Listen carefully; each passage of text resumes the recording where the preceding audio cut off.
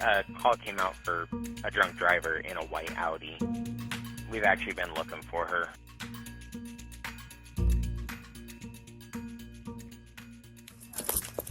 Give me a second, we gotta make it look as official I as know, possible.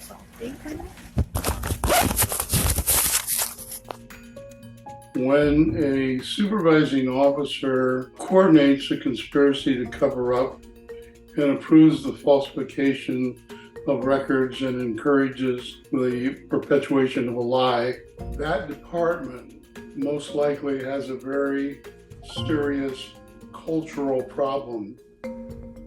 Henderson Police Chief Hollie Chadwick reversed recommendations to fire police officers who were found after an internal investigation to have conspired to cover up a suspected DUI car wreck involving their off-duty coworker.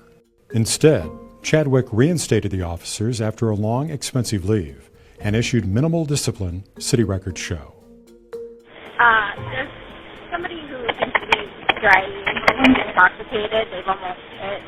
They're just like swerving and their lights aren't on. On April 18, 2021, in the Inspirada neighborhood, police responded to a crash involving a white Audi A4 that had run a stop sign and struck a street sign before crashing into a bed of rocks, police records show. Officers found off-duty officer Catherine Cochran standing alone next to her vehicle. Multiple witnesses told police she appeared to be drunk or intoxicated. No one was injured in the crash. Henderson 911, what is the address of your emergency? Somebody just crashed their car, and I think the driver's drunk.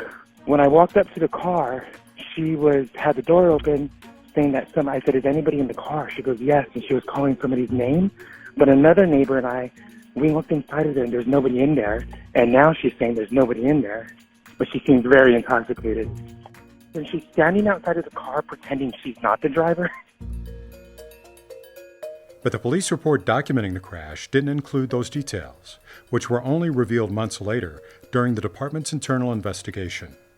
The investigation found that Sergeant John Bello, Officer Marissa Myers, and Officer Cochran lied and falsified police reports.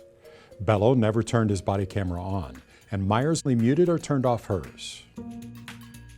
At the scene of the wreck, Cochran told officers her girlfriend had been behind the wheel, according to records. So what do you want me to do? That's my car. But at the same time, I was living in the passenger the entire fucking time. And they all fucking know. Okay. All right. Know that I will fill out anything you want me to fill out.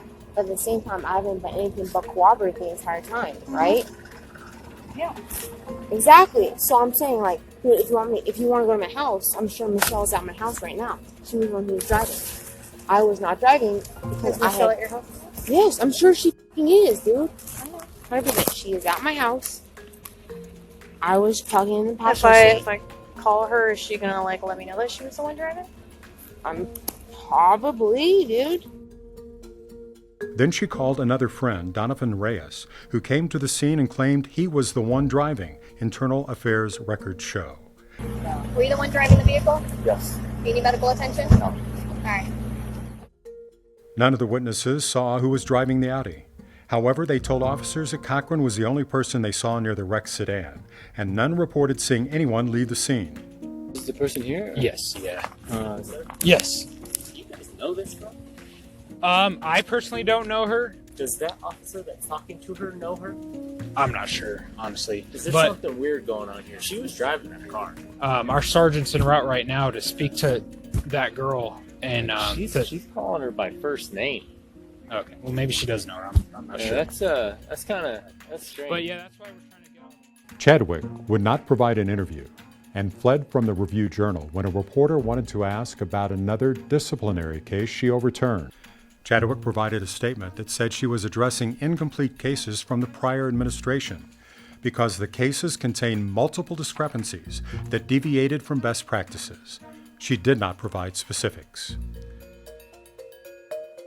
Myers attended the police academy with Cochran. Because of their friendship, Officer Angelo Gomez served as the primary investigator. But Gomez, an inexperienced officer who had just finished field training, received no direction and was repeatedly left out of conversations with Myers and Bello records show. Overall, the internal investigation stated officers failed to focus on Cochran as a DUI suspect. Myers later admitted to creating a false alibi that Cochran was sleeping in the Audi's back seat at the time of the crash, while her friend Donovan Reyes was driving, according to the internal investigation.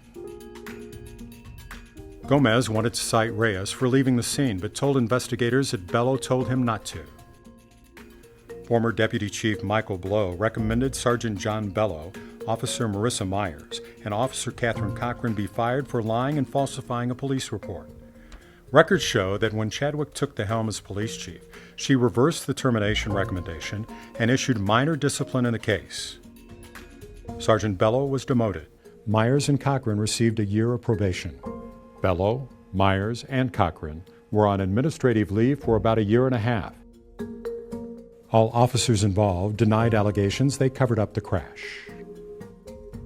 If you want to break that kind of culture, if you want to make change, you have to send a clear signal to the department that that kind of behavior will result in your termination